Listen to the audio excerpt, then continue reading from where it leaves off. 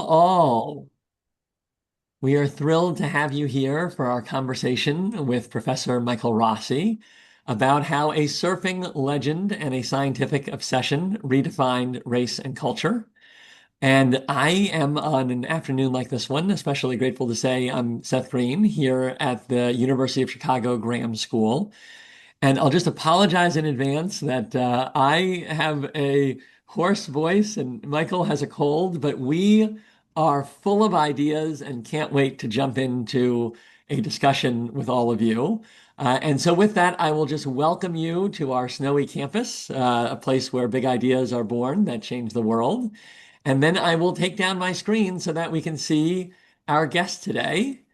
There we go. Hello, Michael. Welcome. Hey, Uh, Seth. for those of you who don't know Michael Rossi, he is an associate professor of the history of medicine. He is chair of conceptual and historical studies of science and the college. And he really is a very unique historian who looks at science and medicine from the 1800s all the way to the present in the United States. And his research focuses on sensation, aesthetics, and the modern human body, as well as sometimes on whales. He originally came out as an author with The Republic of Color, published by Chicago Press. And now he has written with a trade press, and this one to great acclaim, including a review in the New York Times. And so, Michael, to get us started in this discussion, as I mentioned, you're a historian of science and medicine, and I'm curious if you could talk a little bit about what led your interest at that intersection. Thanks. Yeah, absolutely. And thanks, Seth, for hosting this, and thanks everyone for taking an afternoon to join us. I'm really looking forward to the conversation that we have. So the way that I got into this, my work always is at the intersection of medicine, human sciences, and culture and aesthetics generally. And the way I got into it was sort of a peripatetic path. But before coming to graduate school, I was a graphic designer in New York, and I used to work mainly for mainly for fashion magazines. But I did a brief stint with the New York City Department of Public Health, and so I was the guy that made the "Get Your Flu Shot" posters and stuff that one would see in the subway. And so as part of that work, I started to go to so the New York City the public library there has an archive of public health posters, or a collection of public health posters. So just to get inspiration, I would go and look at public health posters of the past. And I remember there was one poster in particular, like really just sort of got under my skin or blew my mind. I don't know how you would say that. And that was a syphilis eradication poster from the 1940s that featured a brontosaurus for some reason. It said it said something like you know uh, eradicate syphilis, and then there's a beautiful woodcut of a brontosaurus. And just as someone who was constantly at that point thinking about, well, how do you communicate health? This really blew my mind. I was like, what does the brontosaurus have to do with syphilis? Does the brontosaurus have syphilis? Are we making the brontosaurus should we make syphilis as extinct as a brontosaurus? If so, why brontosaurus and not another dinosaur? And so I sort of started to do more research into that. And long story short, smash cut five years in the future, uh, I was engaged in a history and anthropology of science program. I followed that interest sort of captivated me enough. Well, so that's how you come to this interest with science, medicine, and culture. But now I want to get to where this specific story of a surfing legend began for you. Was there an archival hook? What led you to interest in this particular book? Yeah, so there was there's this moment where I was in graduate school. It was probably 2010, I would guess. No, maybe even before that, 2008. And I was doing some research on a totally different topic at the American Museum of Natural History. And I found in historical research is just uh, largely just reading people's old mail. So you're just like going through boxes and boxes and boxes of people's, letters, and nine tenths out of the time they're not very interesting. They're lists of things that they need to do, or notes that someone called and will call back, or sort of the banalities of everyday life. But in one of these boxes, I found an order form from the Peabody Museum at Yale to the Museum of Natural History asking for what they called the cast of David Kahanamoku, which I which I took to be was a cast of a person from the anthropology, made from one anthropology department to another. Um, and it struck me as sort of unusual because it's rare for the subjects, it's rare for anthropological subjects to be named at all in this period. So this was from the 1920s. And even more rare, I discovered so I did some following up on who this David Kahanamoku person was. And I discovered he's the brother of Duke Kahanamoku, who's a famous surfer. So he's known in the 1920s as an Olympic swimmer and a movie star, but he's really known today mostly as the person who popularized surfing beyond Hawaii, particularly in the mainland US and in Australia. And so that's, again, it was kind of a not unlike the dinosaur question in a way. I started thinking, well, why is this? Why is this person in the archive? Why is there an anthropological sculpture of him? And so I started teasing that thread apart. Uh, and Well, then, so oh yeah. yeah, go ahead. Well, yeah, so it's a perfect segue to the next question. I know everyone on the Zoom is going to read the book eventually, but if they haven't yet read the book, can you talk a little bit about the snapshot of the story just to kind of lay out what's happening? And then we'll dig into pieces of it and why it Great. matters. But I just want to give everyone essentially like a plot overview of what happens for Duke and kind of how he becomes unexpectedly at the center of this eugenicist movement. Great. Yeah. So the book is sort of it has tells two parallel stories that sort of keep crossing and then diverging, crossing and then diverging. The first story is a very sort of human story of this fellow Duke Kahanamoku and his family too. So his brother David and his brother Sergeant especially. It's a family of watermen, of people who are famous surfers and swimmers. They're sort of renowned as athletes. And so that's one part of the story tells their story. And then the other part, sort of the story really picks up where their lives continually intersect with these eugenicists, mainly from the Field Museum, or mainly from the American Museum of Natural History in New York, but also the Field Museum. Um, so basically, this clique of physical anthropologists becomes uh, obsessed with the Kahanamoku family in particular, and with surfers in general as paragons of masculinity. Like these very, like as though they are the some sort of ideal form of human. And so, if you're a eugenicist and museum exhibitor in the 1920s, the people that were obsessed with them view them almost as like living fossils. And so, if you're a museum exhibitor, what do? Well, you dispatch a team to go and sort of capture these people, both by measurement, by photography, and also at its at the most extreme by covering. So they're very interested in covering people entirely with plaster and taking plaster casts because that's how you can replicate a person fully. And so the book just follows these two, the lives of the Kahanamoku brothers as these eugenicists attempt to measure them and objectify them and sort of tells like the ways that they variously turn this program back against itself and manage to um, ultimately, I suppose, manage to escape um, the worst of the objectification. All right, well, now let's walk through the story in a little bit more detail. And so I want to start where you do, Michael. You open with a primer on Hawaiian surf history and really the rise of modern surf culture. What did you want readers to understand about surfing before jumping into Duke's story and how eugenics come to see surfing in the context of their goals? Well, I think that one thing that I really wanted to people to understand about first of all, about surf culture in Hawaii, but also about sort of the history of Hawaii and its interactions with the U.S.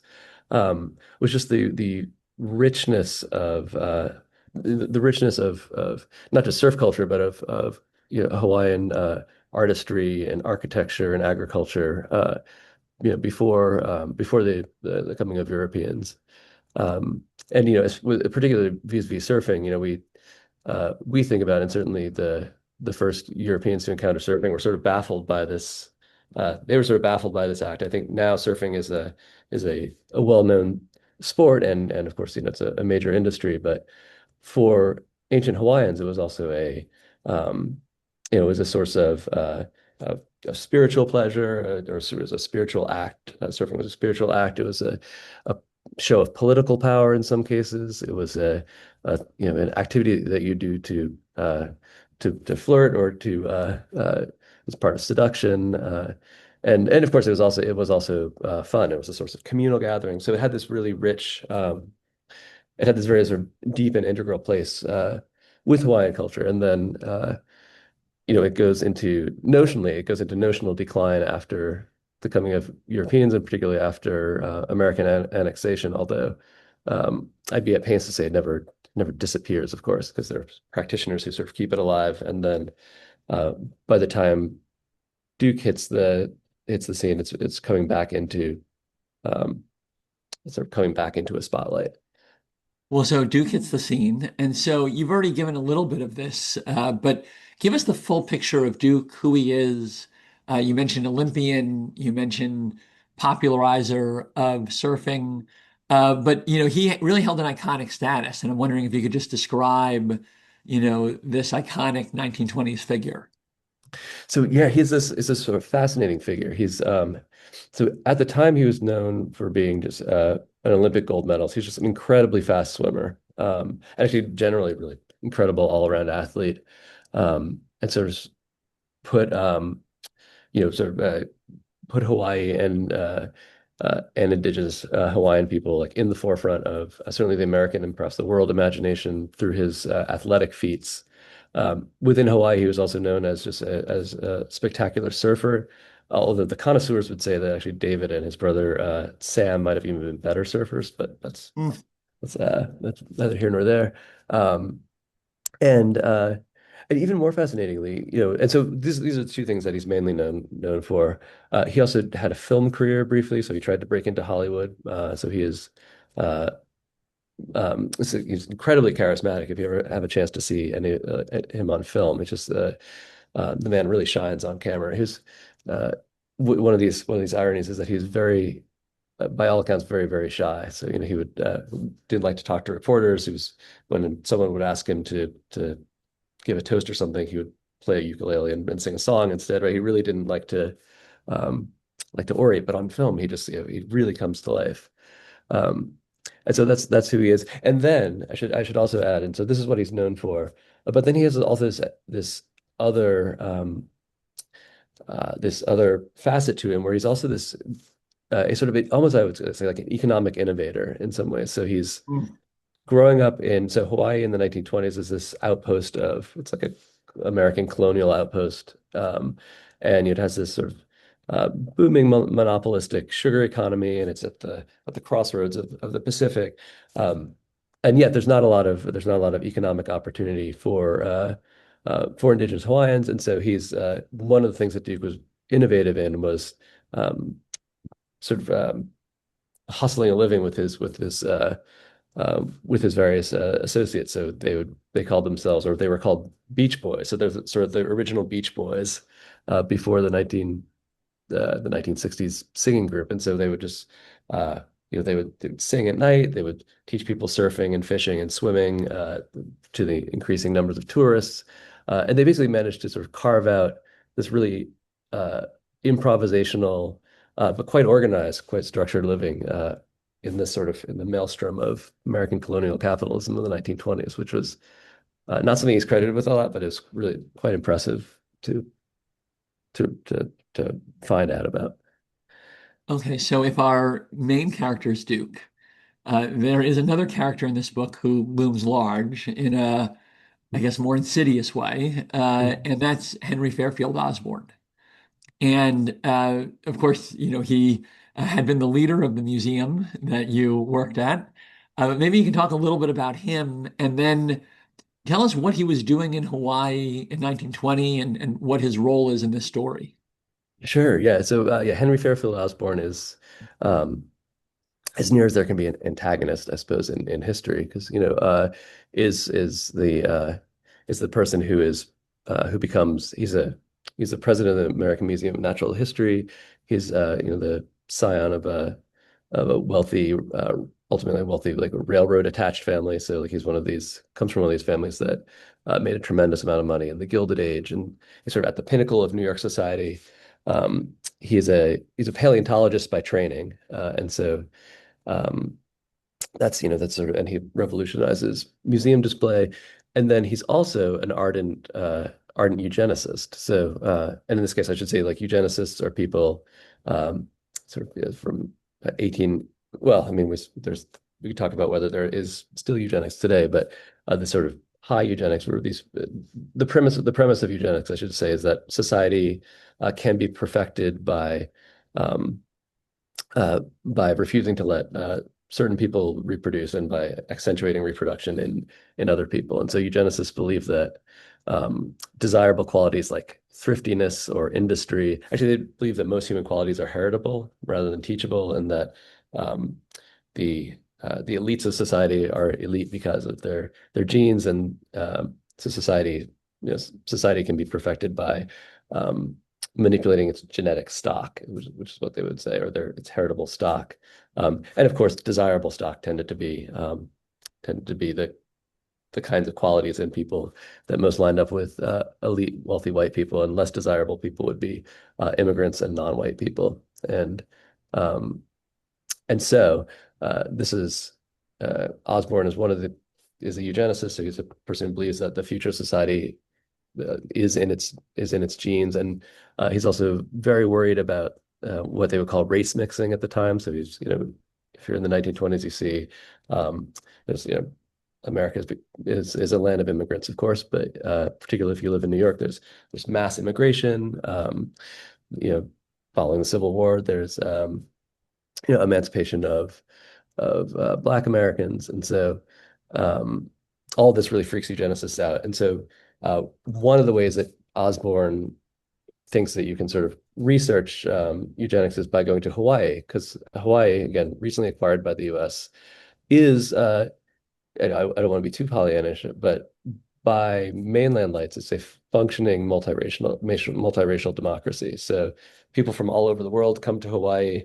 There are of course indigenous Hawaiians. There's white people. There's Portuguese, or there's white Americans rather. There's Portuguese people. There's Black Americans. There's people from Japan, people from China, people from the Philippines, um, and they all, again, I don't want to paint too Pollyannish a picture, but there's plenty of sort of like labor's organized on ethnic lines, and there's plenty of strife, but there's also people from all over the world living together, having children together, sending their kids to school, and Hawaiian society doesn't collapse because of this. And so eugenicists like Osborne are very uh, they want to know why. And so Osborne goes to Hawaii to investigate this phenomena. He meets Duke more or less, as far as I can tell, by sort of by happenstance, and takes a surfing lesson from him, and becomes just obsessed with Duke as this as a paragon of masculinity, as the sort of like what humankind used to look like in its past, and maybe hopefully what white humankind could become. Well, so during this time, the eugenics movement is growing. And I'm wondering if you could talk a little bit about the anxieties that you've already described a bit, but that are really on the minds of a lot of individuals in this 1920s period, and how that leads to eugenics growing. Because in some ways, that's connected to then what happens with Osborne and how he then thinks of Duke and the casting and all these other pieces. So I'm curious if you can, we'll kind of come into the story, then come back for context now, and then we'll come back into the story. Yeah. So I mean, I think that, yeah, so eugenics was the term eugenics was coined by the British statistician Francis Galton in 1883, I believe. If I got that date right. And and as I said, it referred to like the what do we call the perfectibility of humankind by manipulating its genetic stock. Um, and I should say that the United States was not the only place that had a eugenics movement. Eugenics was sort of a worldwide movement. Obviously, if outside the United States, different people had different ideas of what an ideal person would be. So there's not all eugenicists were into the perfection of white humanity, but certainly in the United States, that was the goal. And I think the appeal was really like, so I touched on some of the anxieties, sort of massive demographic shift, massive industrialization, um, the urbanization, like all these things sort of um, had sort of worked on the imaginations of white elites. And I think eugenics just offered it was popular because it offered a simple solution to complex problems, right? So it sort of held out the idea that, well, we have this complex pluralistic society, but um, you know, anxieties about crime, anxieties about what they would call degeneration, anxieties about, the place of America in the world, all can be dealt with um, just by again manipulating genes and genetics. So kind of a monocausal solution to a panoply of problems, which are really much more complex. And so uh, it offered a it offered a easy solution that also happened to flatter the prejudices of its adherents. So um, Well, so coming back now to the story, so that's the context. People like Osborne are looking for this kind of perfect specimen. He takes a surfing lesson, sees Duke as such. Talk about now they want to cast Duke, they want to use Duke as the aspirational role model. What happens, and how does it end up that you later see the cast of his brother right. as the outcome? Right. So what happens is that Osborne, gets back from Hawaii and is completely fixated on Hawaii, uh, in general as a great place to study this quote unquote problem of race mixing. There's so many quotes, problem, quote unquote, of quote unquote race mixing. Um, and he dispatches this young anthropologist, a guy named Sullivan, to to Hawaii to take casts of people. So I should back up and say that uh, at this point, the concept of a gene is fairly new, right? And so there's no DNA. People are kind of like they know what a gene is, but even people like Thomas Hunt Morgan, who won a Nobel Prize for discovering that chromosomes are genetic material.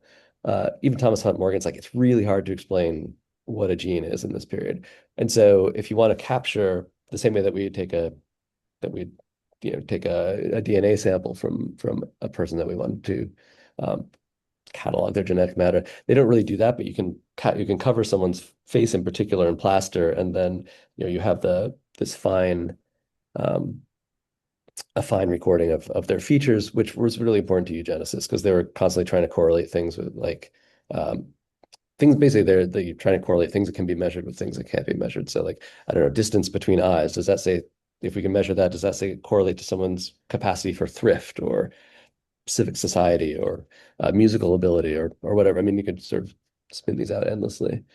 And so yeah, so they send this team of anthropologists to go and cast Duke. Duke is not into it at all. Again, he doesn't leave lots of written records, but from what I can tell, he was just creeped out by it. I mean, it seems like, and so for a year, these anthropologists sort of, kind of, sort of chase him around, try to coerce him to come in and to come into their studio and be cast. All the while, they're also doing this sort of survey and they're casting other Hawaiian people and they're taking a lot of photographs and they're taking lots of measurements. Um, and long story short, eventually the territorial governor of Hawaii leans on Duke to come in and get cast. Because another part of the story is that Duke is sort of he's a celebrity, but he's sort of permanently short of money. Like he can't he can't parlay his Olympic status into anything all that lucrative. And so the governor of Hawaii says, "Listen, I'll give you a job as the official Hawaiian greeter, but first you have to go and get cast." And then at the last minute, Duke sends his brother David, who looks a lot like him, and they cast David instead. The eugenicists cast David instead, and he has such a bad experience uh, that David says, "Okay, no more. Like none of my other family members are working with eugenicists ever again." And and so they box up this cast of David and send it back to the Museum of Natural History. And Osborne is none the wiser. So Osborne only finds out like maybe 10 years later that that's not actually a cast of Duke, and is quite miffed about it. Well, so Michael, there's a great story in its own right. It's fascinating. It's got a narrative quality, but I want to dig into what lessons you think it speaks to more broadly. And so I'm curious if you could talk about some of the themes. I mean, one for me is that a narrow lens can really obscure reality. And I don't know if that, is something that really felt thematic to you, but I'm wondering if you could talk a little bit about that. Yeah, very much. I mean, I think it's that is again it's a very much a parable for our own time, quite unintentionally. When I first started working on this, I wouldn't have thought that would marry up quite so well with lived experience in you know that 1920 would seem so much like the 2020s. Um, but I think that is the one of the big lessons is that for Osborne and for these people who are so fascinated with measuring people and so fascinated with the state of society. They really only see the state of society in terms of a very narrow sense of what a human is. That a human is just their genetic stock. And so one of the things that emerged when I was researching this book that was just um, kind of head spinning to me was just the ways in which these eugenicists spent so much time in Hawaii and so much time interacting with Hawaiian people and could have immersed themselves in this um, amazing sort of improvisational social and cultural world, but all they were interested in and all they could see was just Hawaiian people all they could do is objectify Hawaiian people as racial types, and that's the sole thing that they were interested in. And so um, even while they thought that they were thinking about society, um, he but instead they were really thinking, they just had such narrow blinkers that they missed this. I mean, they sort of missed the popularization of surfing. They missed the creation of this whole new economy. They missed the social and the dynamic social upheavals that were going on all around them. And so, um, and of course, I think that was to the obviously certainly to the detriment of uh, people in Hawaii, but also I think to the detriment of science, and of course, insofar as eugenics then exploded into the World War, led to World War II. I'd say that it was a to the detriment of humanity more broadly. Well, so I'm going to start some of the questions in the chat. We have one from Jerry. Do you see the Duke versus Osborne confrontation as an investigation into temperance, a spiritual practice of science and medicine? Can you clarify what you mean by temperance? We'll see if he can put that in the chat. Uh, While we wait for that, maybe I'll go to Evan Ho's question. Did Osborne, as a eugenicist, only study physical characteristics and not intellectual, etc.?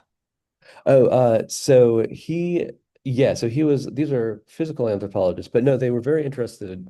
The goal of eugenics is to correlate physical characteristics with um, what I would call like social or cultural characteristics. So they would be very interested in something like and a lot of the time physical characteristics was just glossed as race. So they're very interested in questions of race and intelligence, for instance.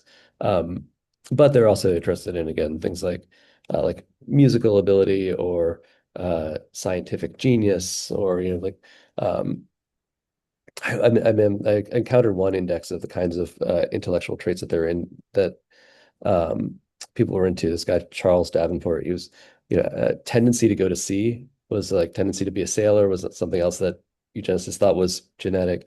A love of weird quote, and I quote directly, a love of weird things is also genetic, apparently. So yeah, they were very interested in things like in trying to figure out correlations between physical traits and mental traits. I will also say, and especially like things like intelligence. So they were early adopters of intelligence tests. Um, but of course, these traits are really difficult to measure. So this is why it's this is it's a pseudoscientific effort, I should say. Mike, can you talk a bit about your sources and how you kind of validate the intentions of Duke and others in this story? That's a great question. Yeah, it's so that's something that I'm very careful about because one doesn't want to. Uh, it's very easy. It's very easy and very tempted to sort of psychoanalyze people from the past.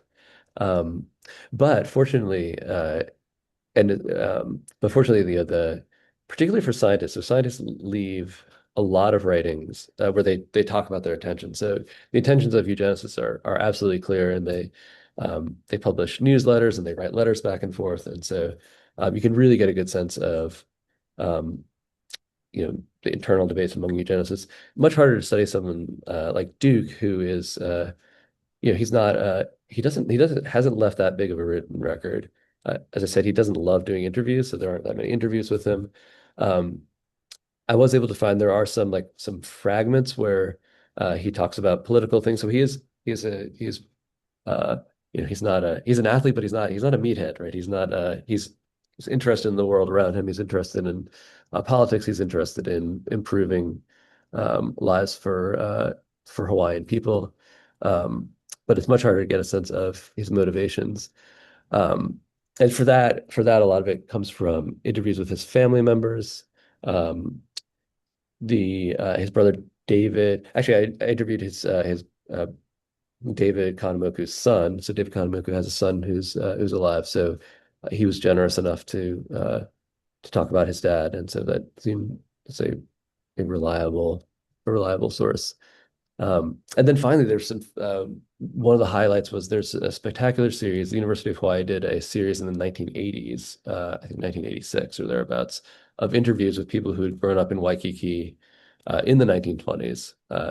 And so Waikiki in the 1920s was kind of a swampy backwater. And so again, you get the sense of this really rich multiracial community where, it's they sort of recall just like being roving gangs of kids, and you get a sense of the industry and the way people interacted. And so that was um, again mainly just from people reminiscing, which was um, really a wonderful spotlight on what life was like. Well, so I Uh, want to turn a bit, Michael, to the writing of the story, because your first book was with an academic press. This one is with a trade press.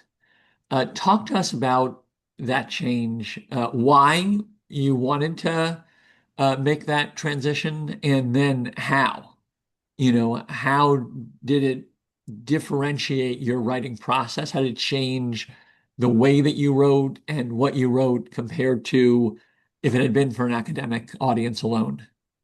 Thanks. I mean, yeah. So I was back and forth on whether to do this with an academic press or a popular like a trade press. I think ultimately, I what's the Milton line about not praising fugitive and cloistered virtue? Is that there's some words to that effect? I feel like it's very I would say this. I feel like now more than ever, it's important where possible to try to reach wider audiences, and Yeah. especially in I mean, I don't want to rely too much on cliches of like low attention span and like news coming in from Instagram and from social media sources, but I really do think it's um, more necessary than ever to make a case for why history is important, what history can tell us, and really how my ultimate hope would be that in reading a book like this, people would get an expanded view of the possibilities for I don't know what existence or life could mean for um, for just people personally and communities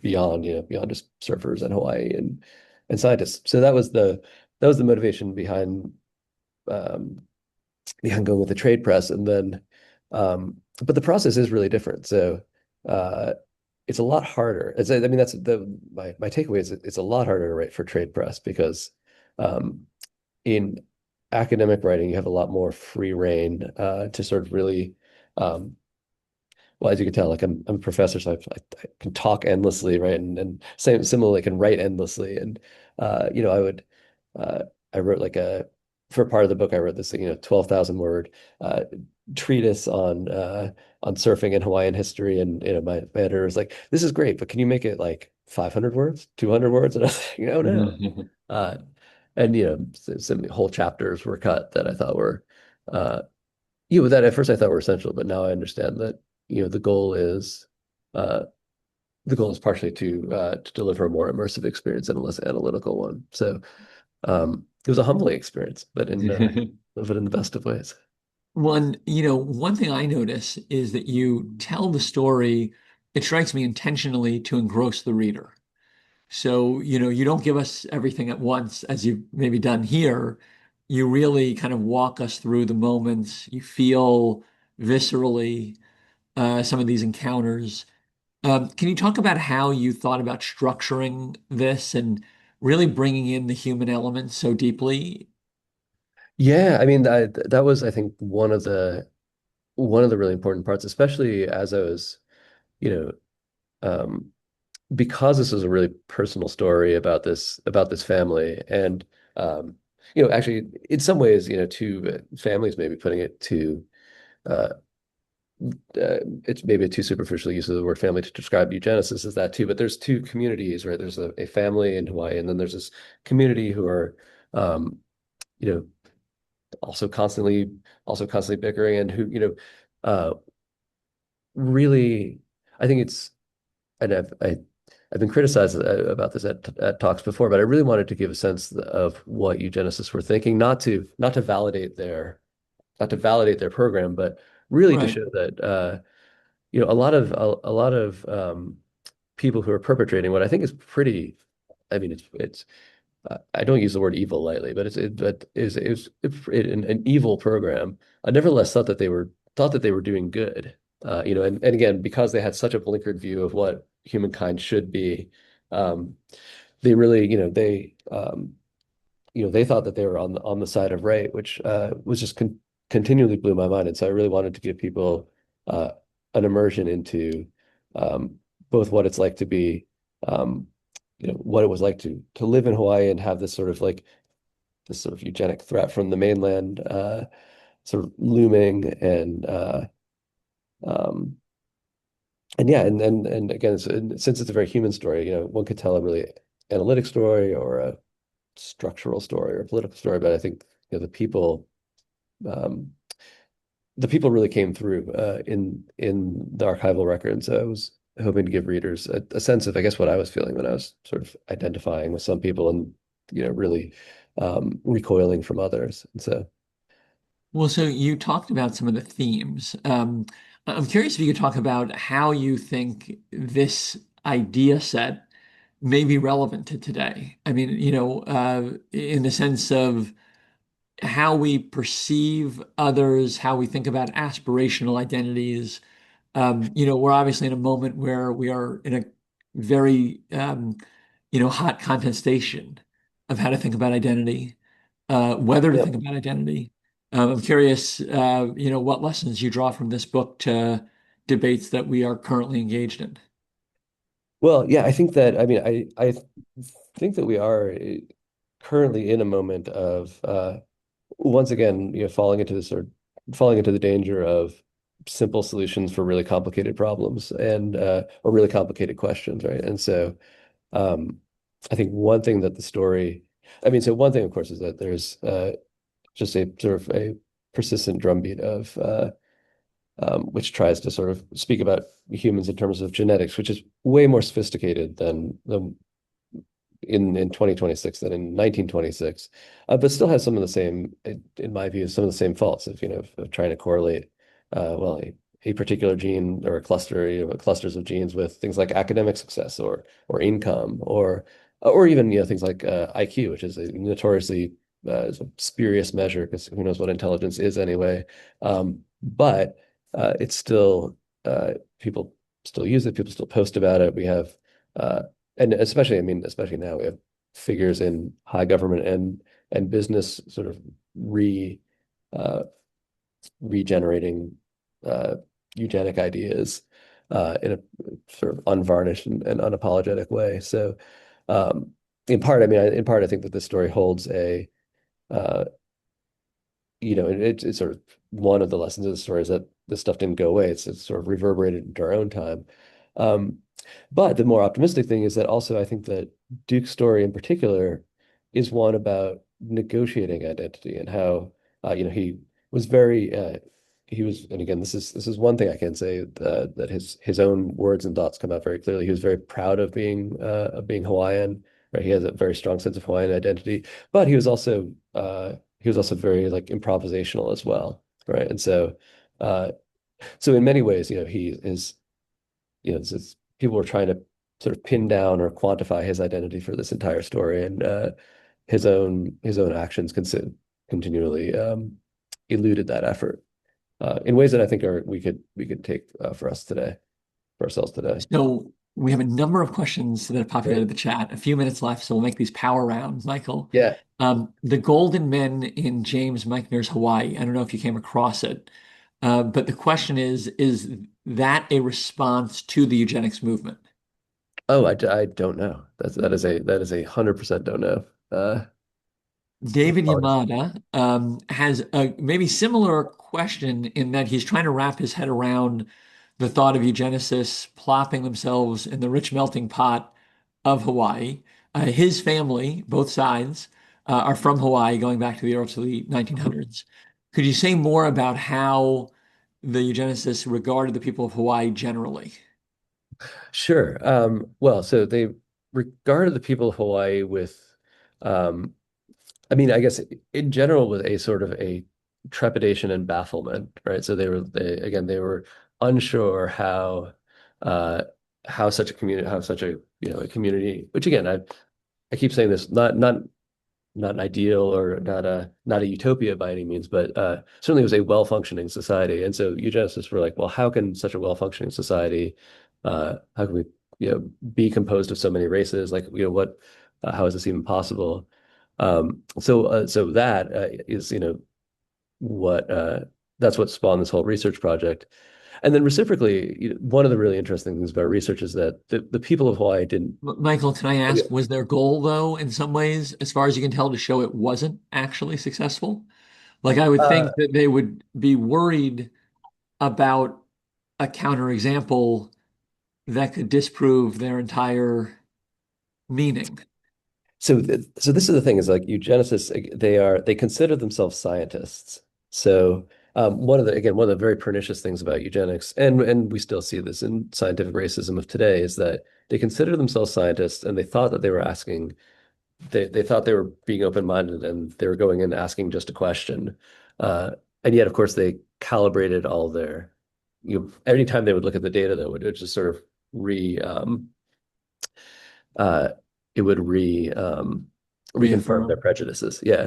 And in fact, just the last fact about this is that their study really did show that actually there's no degeneration to society. I mean, this is not going to be news to anyone here, but there's no degeneration to society when people of many races live together. But the data from Hawaii was misused in front of Congress when they were passing restrictive 1924 legislation. So they put up a big chart and said, look, the data shows that Hawaii's a degenerating society, and we shouldn't let any more immigrants into the United States because ours will. And of course, that's not what the data said at all. But they were able to just say that. So, final question, Michael, comes from Madeline. She asks, Osborne didn't question his views in light of Duke, essentially. I mean, so I think it's fair to say he saw Duke, even though this is not necessarily accurate, almost as single race. Is that right? And so Duke was viewed as almost the exception. Just place Duke within that broader storyline. Oh yeah, so Duke was descended from retainers to Hawaiian royalty, and um, so eugenicists are also obsessed with purity, and so Duke was seen as a rare example of a pure Hawaiian specimen, um, to use the terms that they would. Um, and so yeah, and so the question though is, yeah, Osborne did not change his mind. He was really just very fixated on um, the idea that surely, again, he had this, there's the myth of the disappearing indigenous person. He thought certainly, the Hawaiian race was due for extinction because it couldn't quite come to grips with modernity. And, no matter how much he um, interacted with Hawaiian people you know, or even followed Duke's exploits in the newspapers, of which they're all over. There's no evidence that Osborne ever stopped and said, well, maybe I'm getting this wrong. Um, Again, because it's sort of a very tightly focused and kind of immovable view of humanity. Well, Michael, thank you. This has been an extraordinary conversation. It's about a sobering story, but you tell it well and you help us all understand it and bring that insight into our own world. So thank you. And thank you for two talks this week. Michael was kind enough to talk in person with our community at the Cleacher Center on Tuesday. So we're grateful for a double header with you on a great book. Well, really my pleasure. Thanks so much everyone for attending, and thanks for the great questions. And look forward to reading them more too. Um, All right. Well, I hope feel better. I hope all of you you as well. avoid what Yeah. both of us appear to have. And we look forward to continuing the conversation with future events with everyone here. Have good afternoons, everyone. Afternoon, everyone.